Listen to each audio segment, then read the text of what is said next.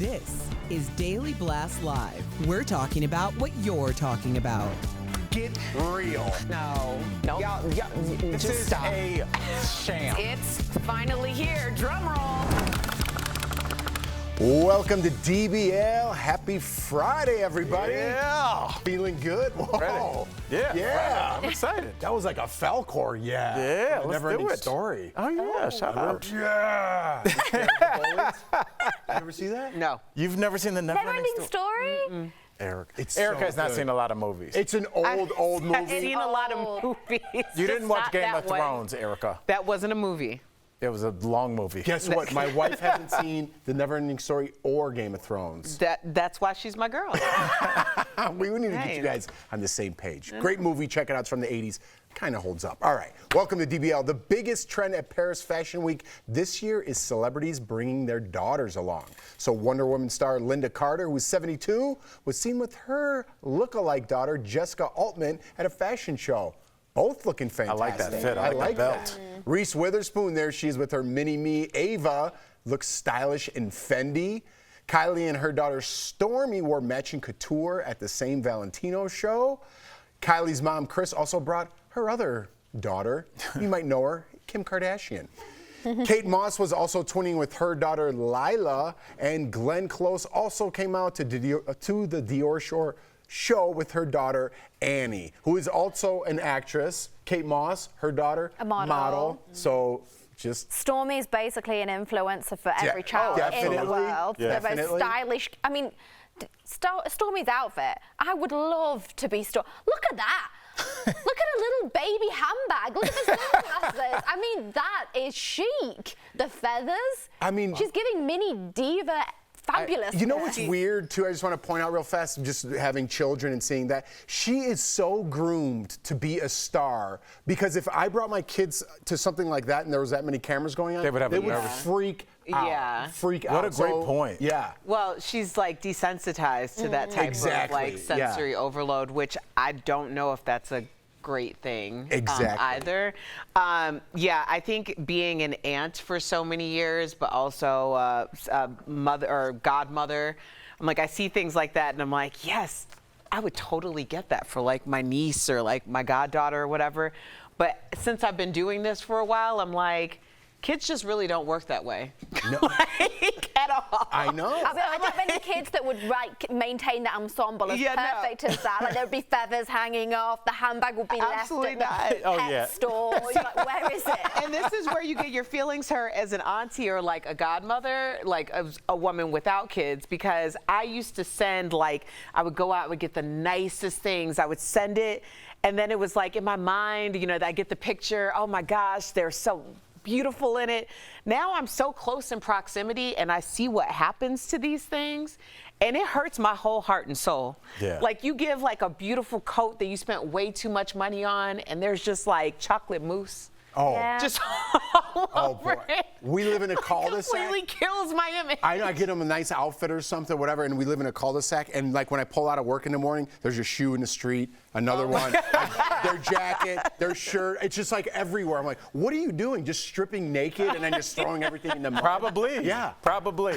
Exactly just like you said. So, yeah, maybe it's more on us. The kids are like, we'll humor you guys. We're going to go back to being kids as But soon as they're these kids. cameras go off. I think, Yeah. I think they're used to it. They've grown up around, like, especially Stormy. Her whole life has been quite the circus, let's be honest, with her father and her mother. Everywhere she goes, she'll be used to it. But I'm sure the minute she gets home, all hell breaks loose. But Al, you're not really with seeing the youngins at the show. No, look, you went down the list and they are all kind of working professionals. And I'm not into the whole Nepo baby thing. I think a lot of people, a lot of mechanics, their sons and daughters work theirs. Everything's kind of nepotism. So it's not really that. It's just like, it has more to do with concerts, but I'm very much like, adults have a very limited time to relax, Jeff. A very limited time to go to a concert, Erica. A very limited time to go and enjoy a fashion show stuff. And I don't want to see your kids there. It takes me out of it. Because I'm not at a parent-teacher conference. I want to see professional dancers do the thing, sing your 4 songs, and get off stage because I'm paying a sitter. Yes. That's what I want. Okay, so tell me all of the shows that you've gone to where someone has brought their kid on stage.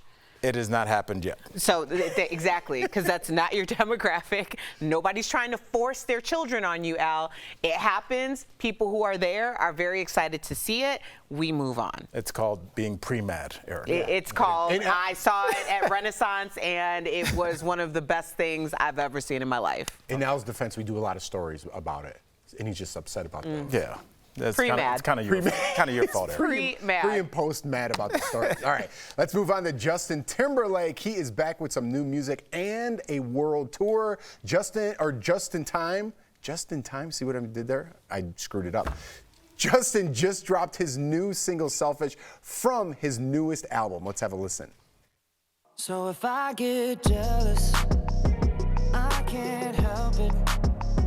I want every bit of you. I guess I'm selfish. Not a song. Still fighting over the sorry.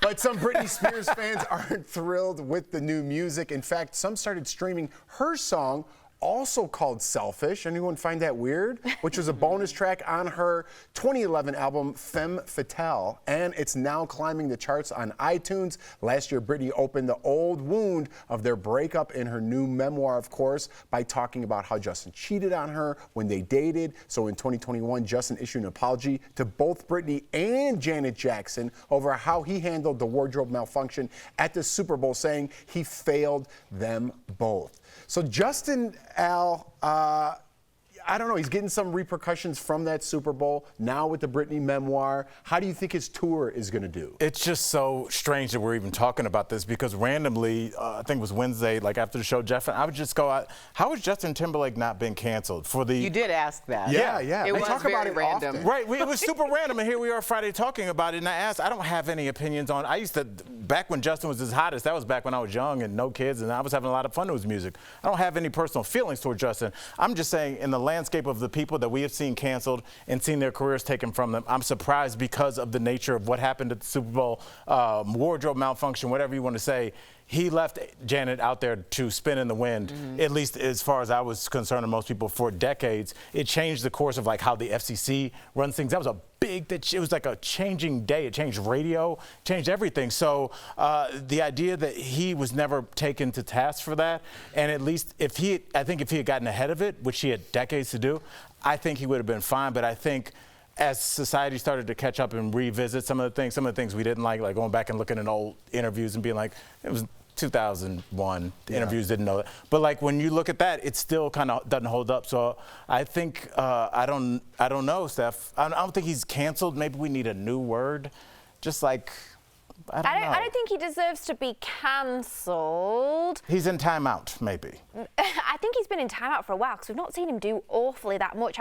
I do think his career took a bit of a nosedive because he was on top of the world. He was touring with Jay-Z, and I went to that tour. It was amazing. That was probably one of the best concerts I've ever been to. Was it the Suits and Ties tour or something like that? And it was Jay-Z and Justin together. It was fabulous. It was amazing.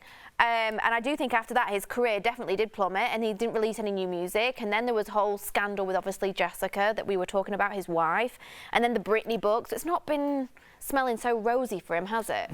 I think Justin Timberlake is a really great example of what happens when justice is delayed. Because had he come forward and been like, I cannot stand here and let Janet take responsibility for all of this, I was in on this too, he would have been, quote, canceled in a way, but it would have come in the form of endorsements and stuff, because at that time it was all about the network, it was about the FCC, the payola was wrapped up. There were so many things that were wrapped up in this big scandal.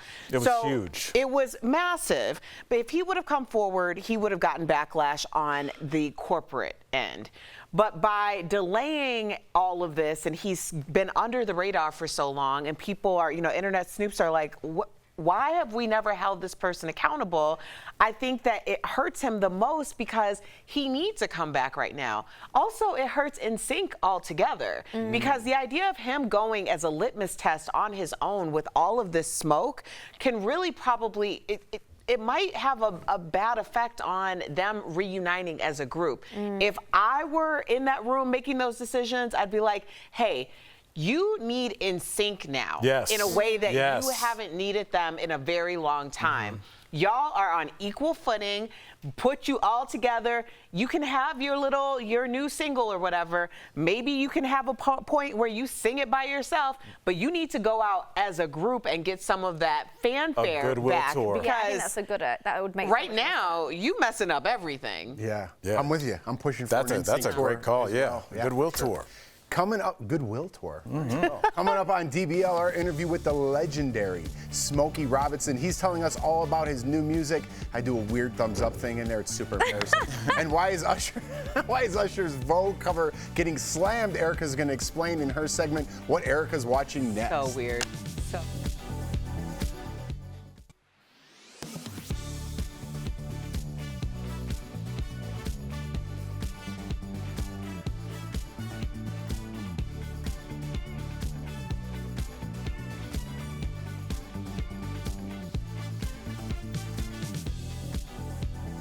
It's very real. So, Erica, well, are we going to ruin this segment? Yeah, on what Erica's on that. watching, we're going to talk about the Usher cover, and it's very strange. Okay, leave it at that. Very strange, yes. Okay, so I thought Just for the record, none of those kids are his. None of the kids. Right. Leave it there. Okay, Yes. I know. Yeah, I thought Right. you made such a great point, and I think, as you were talking, I was like, he's had not great press, not terrible press, But you got to think he did those Trolls movies, Right. which he was just a voice, so no one really knew it was Justin Timberlake. You're not seeing his face, Yeah. so it doesn't revisit the old memories, but he's still succeeding. Right, he's the lead in those troll movies. He's Yeah, fine. yeah. But also, I think the fact he can capitalize off the troll movies, there's going to be a lot of positivity because that's going to be a younger fan base. Then you get the viewers of the troll movies' moms back on board with an NSYNC tour. Some Call the dads. girls from high school. We're Right. going to on be. equal footing except for Chris Kirkpatrick. Yeah. Well, he needs a resurrection. Well, I think you're right. I think the mistake that's being made is that Justin's the headliner and he's not. Like, if Justin is doing very well, doing voiceovers and the Trolls and all of that, that he also needs to fade back into the group setting for NSYNC. Like, he's no longer the headliner of this tour, or comeback tour or whatever, which is fine. Like, at this point, do you need to have a headliner for NSYNC? NSYNC was the headliner. Yeah. I People have a lot personally of think, ego. I know there's a lot of people on the internet complaining about Justin Timberlake or whatnot, but I think if he went on tour, he would sell out every single show. I don't think it would You mean by affect himself?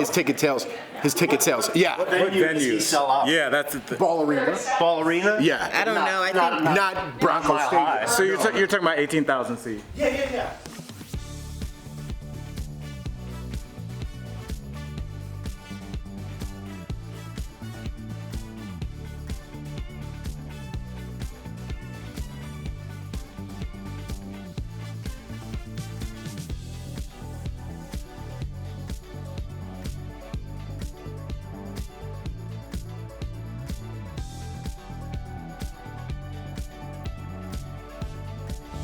Welcome back. Why is Beyonce's mom apologizing to Janet Jackson?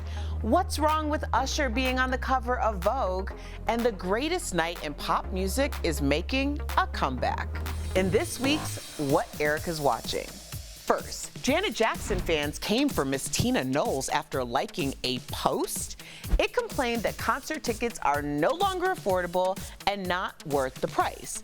But because the mother and mogul was busy being more than just Beyonce's mom, she was shocked to find out why co-signing the post went viral. Well, it's because upon further inspection, it was specifically about Janet's scaled back production with only a handful of dancers. So here's what Miss Tina had to say. I would never criticize another artist, let alone Janet Jackson, who is the queen of production. And her family. I mean, they're the first family of music, always have been and always will be, and I love and respect them. Secondly, I stay away from negativity. If you follow me, then you know that I am not involved in the mess. See, true queens are way too busy to hate on each other, but we will always make time to show each other love. It's a new day when a black man graces the cover of Vogue. However, the high fashion magazine is catching heat for not featuring Usher by himself. Comments are bashing Vogue's decision to use an image of Usher with a squad of Little League football players, and a random female model who just happens to be white. Now, if Usher is big enough for his own Super Bowl halftime performance, child, he could actually sell more magazines by just being on the cover himself. Well, that's if you could actually see him on the cover. And when it comes to what is being called the greatest night in pop music, it gets no better than the We Are the World project. And now there's a documentary that does a deep dive into the behind the scenes of all of it, including why Prince and Madonna were missing among all the 80s pop icons. So if you want the tea on that, it premieres on Netflix next week. We are the world. We are the children. We are the ones who make a brighter day. So let's start giving. Share with me anything that catches your eye by using the hashtag DBL Erica Watch. We'll be right back.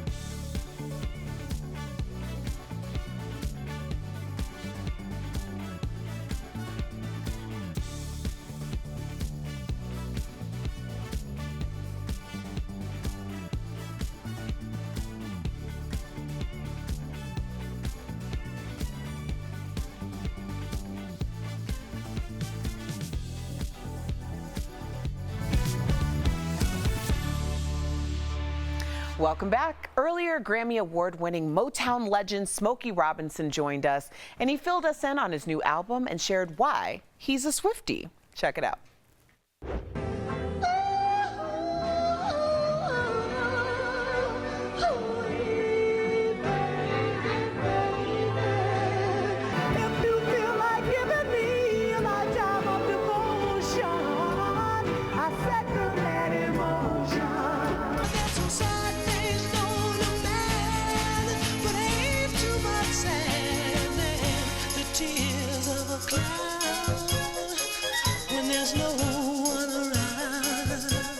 Please welcome the one and only Smokey Robinson.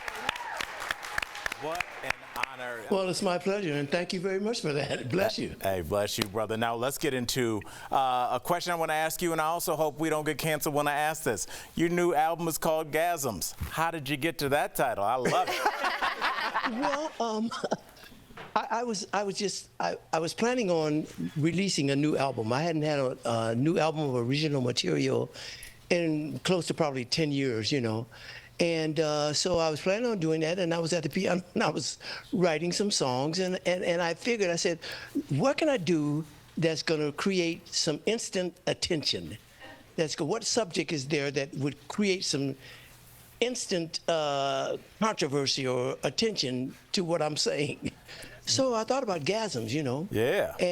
And I thought that it was going to do exactly what it has done, really, because everybody's been talking about that. I've had some people to contact me online and say, well, what are you talking about gasms? Well, you're too old to talk about gasms. And, you know, Never that. Absolutely. Not yet. Yeah. I love it. But I mean, well, really, it's about what you're talking about is having a mind-blowing experience. Yeah, not yet. Orgasm is any good feeling. I looked it up before I completed the song. I wanted to know for myself before I came out and just be talking about orgasms, you know. I wanted to know what the word meant. And so it means any good feeling. Any good feeling you might have is orgasm. So I hope that every song on this particular album is orgasm, because the point was to try to create that interest and that controversy right off the bat. Well, I think you accomplished that, sir. I think you definitely did. People are talking about it just like they're talking about your whole career. You're scheduled to perform at the Grammys. You have 4 Grammy wins of your own. Is there one that means more than the other? I have a Living Legend Grammy award also, which I'm very, very proud of. But I think the one that I probably think the most about is when I won for the song Just to See Her.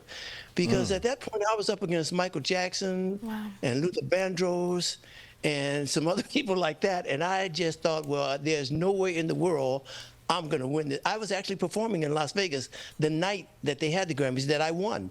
They interrupted my show in Las Vegas to tell me that I'd won the Grammy, because I wasn't even thinking about that. I knew good and well I could not, with the people I was up against, I knew good and well I could not possibly win the Grammy. I want to talk to you about family, because your granddaughter, Kennedy, who of course is super important to your life, has a very important person in her life. That's Taylor Swift.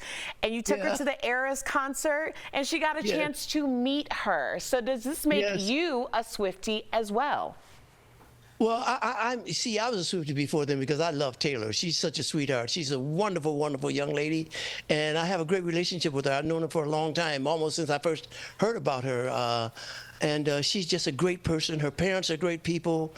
And so my granddaughter, of course, is like a Swiftie, and all of her little partners. And it was amazing to me, the fact that when we went to the concert to see her, you know, of course, I took them backstage to meet her and meet her family and so on and so forth. But when we got out where the audience was, first of all, she shut the city down. Pittsburgh was absolutely shut down. You would think that the president was there or something like that, because they were shut down, okay? And then when we got to the stadium, there were probably 2,000 to 3,000 people out there who couldn't even get in. It was almost like tailgating or something. It was amazing. And she had those people packed in there like that. And I had never seen, I've seen everybody, man. I've gone to see everybody almost that you can think of.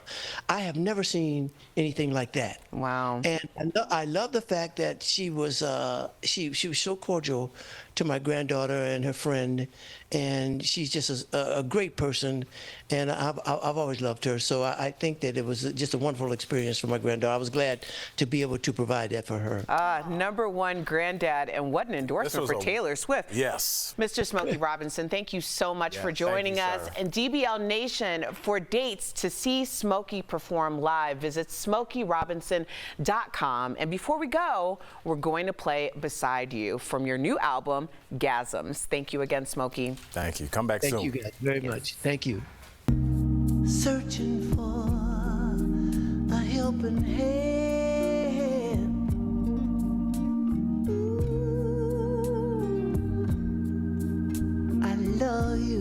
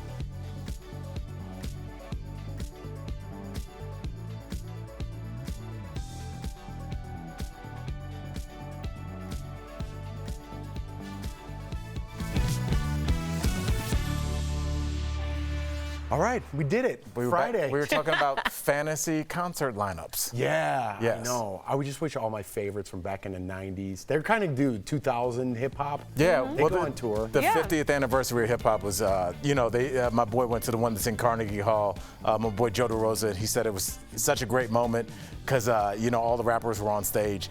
And he said, he's a white guy, and this one big black guy leaned over and gave him a big hug. And he said, hip hop, man, it doesn't see color.